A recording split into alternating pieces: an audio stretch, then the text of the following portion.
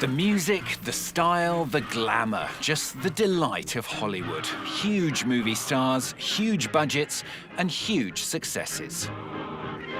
Billions of dollars brought into the US economy, from the silent movies of the early 20th century to the more modern blockbusters that have dominated in recent years.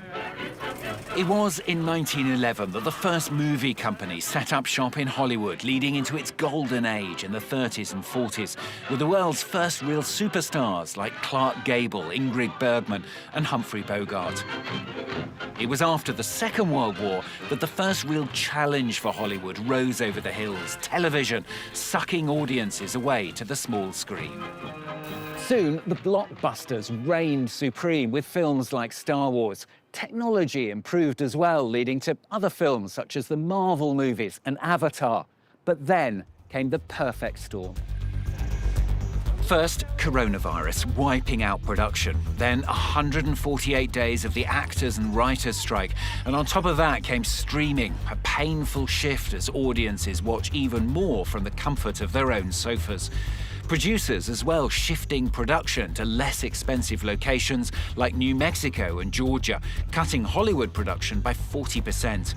And finally, last January, the worst natural disaster that Los Angeles has ever experienced. Hollywood Hills in flames were like an out-of-film picture of a declining industry. Today, experts are warning that Los Angeles could become the new Detroit, a city that believed the automobile industry would always be there. Well, Valérie Defer, Pierrick Laurent with Wassim Cornet revisit Los Angeles for France 24. These 9 letters have come to symbolize a city and an entire industry that has dominated the entertainment world for over a century. But today, in these hills, the shots that ring out aren't those from a Western movie. Believe it or not, Dutch Merrick is a prop master in Hollywood. I want the web of your hand up in the hilt of the gun. There you go. Finger on the trigger when you're ready.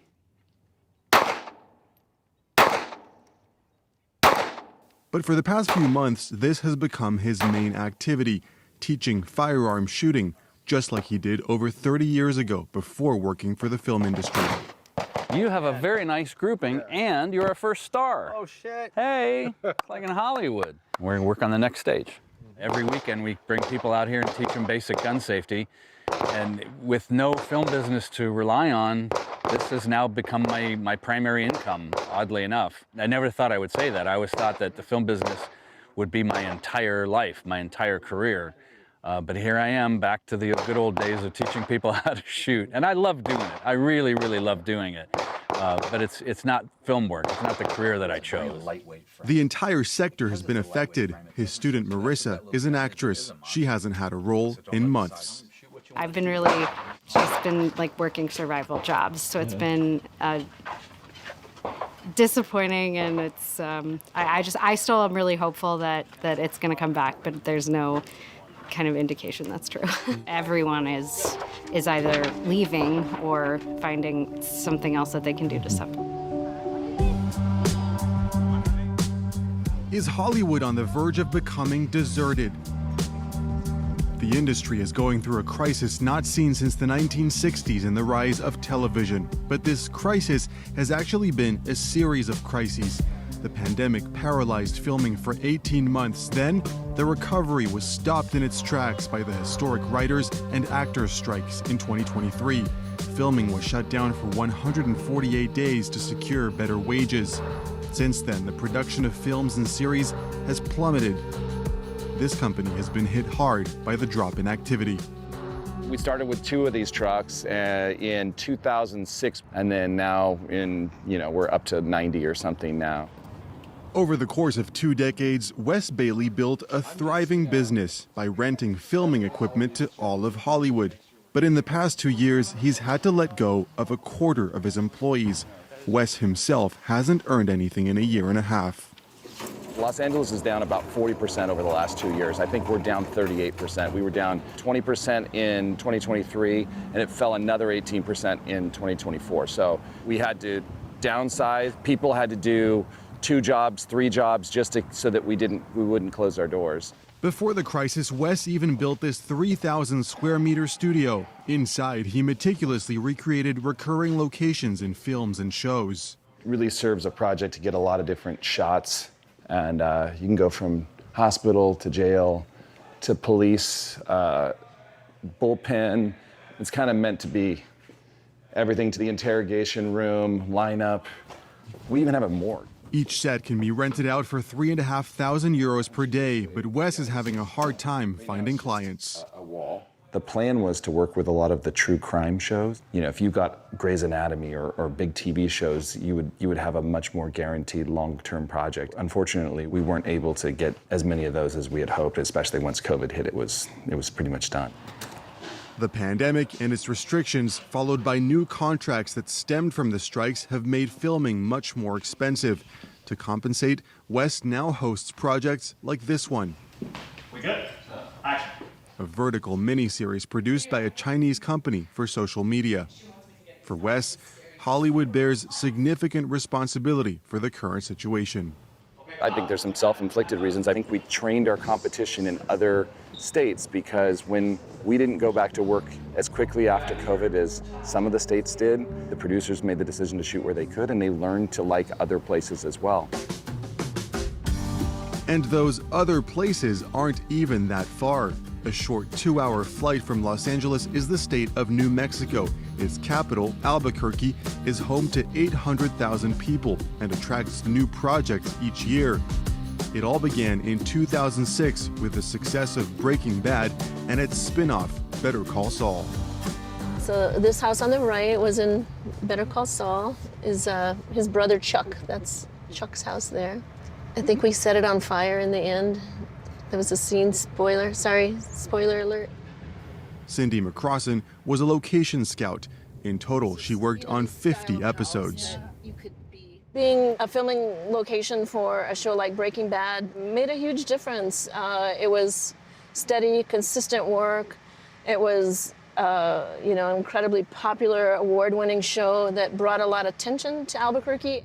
Today, Cindy manages filming permits for the city. Over the years, she has seen major productions come to Albuquerque, drawn to a wide variety of settings, like this abandoned warehouse.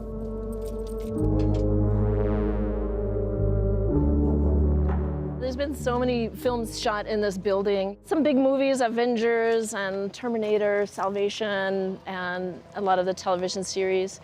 You know, most every script you get, there's a warehouse where a drug deal happens or the bad guys are hiding.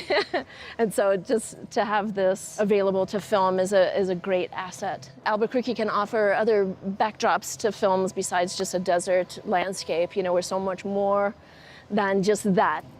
But there are also major financial incentives to shoot in New Mexico. Unlike in Hollywood, the permits issued by Cindy are free, and productions that employ local crew members get a 30% tax credit. It really encouraged the state to build their workforce, to build the infrastructure as far as stages, vendors, and it's just been steady growth since then. The ongoing renovations on a building nearby prove that the state is betting on the long term. The school will be training film workers for the future, and that works with our state incentives so that local talent, local crew will be employed by the industry. Each year, filming in New Mexico brings over $800 million to the state's economy. One of the symbols of this resounding success are these brand new studios, 400,000 square meters that were acquired by Netflix in 2018. In exchange for local aid, the streaming giant promised to invest $2 billion over 10 years and already employs 4,000 people. With its massive and cost-effective offer, Netflix has sparked fierce competition among studios, pushing many to try to cut costs. Hello, Valerie, and welcome to ABQ Castle Studios. Tim Pfeiffer already owns a film set in Los Angeles. 2 years ago, when demand declined, he chose to open a second one here. In addition to comfortable dressing rooms for demanding celebrities, Tim's major selling point is a technological revolution located behind these doors. So, Tim, can you tell us where we are right now? We are in a space station, and This space station is gigantic. It's one of the biggest ones in show business. But the great thing is it does not exist. There's nothing here. We're in a big green room, so we've just saved $1 million. If you were to build this out in the real world, it would probably, I don't know, take a month and a crew of 20, where here we have one guy and it takes him a week. This technology makes it possible to use a virtual set in real time, and the possibilities are endless. All right, now we're in a basketball gym. A basketball court, a futuristic diner, or an airport terminal. Anything is possible. And you can also mix in, do a few tricks, as you're about to see here. So I'm actually sitting on this airport chair that doesn't exist. Don't you think a production that was thinking of filming outside LA would come here instead because they're going to save money? Oh, I hope so. Yeah, people are going to go to the best, most cost-efficient place. And if that's us, well, we hope it is. Cutting-edge technology paired with tax breaks, the ideal recipe to speed up the exodus of film and TV productions, especially as Los Angeles' image continues to take a hit. Last January, the city faced the worst wildfires in its history.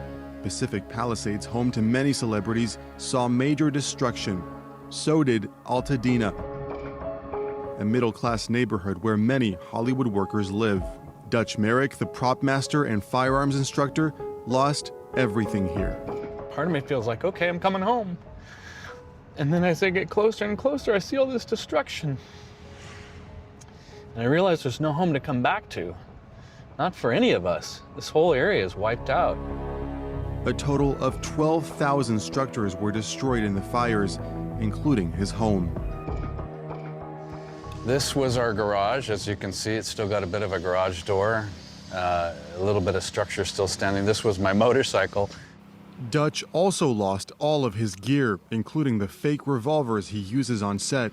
On the night of the fire, he stayed for hours trying to save the home he bought with his wife. This is one of the hoses I used. It's all melted. But there was no stopping the flames. I was in love with this house. I was proud of the fact that it was the first house I actually bought. I've been a renter all my life. It sucks. Totally sucks. For Dutch and many Hollywood workers, the fires hit at the worst possible time. Over the last 2 years, I've come to the dawning that Hollywood may not be here in the form that it was. And I have so many friends that in order to try to salvage their career, they moved to Albuquerque, they moved to Atlanta, they moved to England, Mexico. I have friends that have moved all over the world chasing the film circus. And just as many friends that said, that's it, I'm out, I'm done. To get by, Dutch regularly goes to a branch of IATSE, the Hollywood Workers Union. He comes here to pick up groceries and basic necessities. Good morning. Morning. How are you? Dutch. Sam. Nice to meet I'm you. the mutual aid pantry organizer. So it's not. Volunteers like Sam see about 40 families come through each week, stocking up on fruit, vegetables, and canned goods, all donated by local supermarkets. In 2023, in response to the strikes, our members were really hurting financially. First, it started with a measly little shelf, but we've since expanded to have nonprofit partners who bring us a ton of fresh food. So it's turned into a huge resource for our membership. Appreciate all your efforts. It's essential help, but Dutch knows it won't be enough in the long run. One of my fears is that there's this sort of life cycle of disaster where when it's at a peak, everyone's aware of the problem and they want to help, and then it starts to die down, but we're still going to need assistance. Hollywood's unions appear to be powerless in the face of the industry's decline. 2 years after they negotiated new benefits with the studios, they now acknowledge a deeper structural issue. We tried to balance the fact that our workers deserve more, deserve a safe, healthy health and pension plan, but they also need to not price ourselves out of the market. And I felt like we came to a compromise with the companies, and everybody was relatively happy about that, but we are still more expensive than a lot of the other market.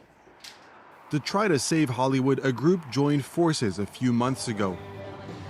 Okay, guys, it's time to open the gates. Leading the coalition is Wes, the head of the equipment rental company. All right, everybody, welcome. We're going to go ahead and start moving in. Let's come on in. Today, he's holding a major rally at his studio. Dozens of directors, actors, and crew members have shown up. Their goal is to push authorities to help make LA competitive again, and some elected officials have answered the call. Around the city. I'm trying to change the dynamics in Washington, so we're focusing on the money and bringing it back here. In Washington, Donald Trump is reportedly planning to tax films shot abroad. Meanwhile, California is considering doubling its tax credits for local productions. For Wes, only strong, collective action can save the industry. When we started out, politicians actually didn't want to sign up for this event. But as the numbers grew, as they saw that it became a bigger and bigger deal, suddenly we had to actually turn away a number of council members, a number of politicians. There's so much desperation that people are really excited to see a change. Now it's up to Hollywood to write its next chapter, a story no one wants to see end like this.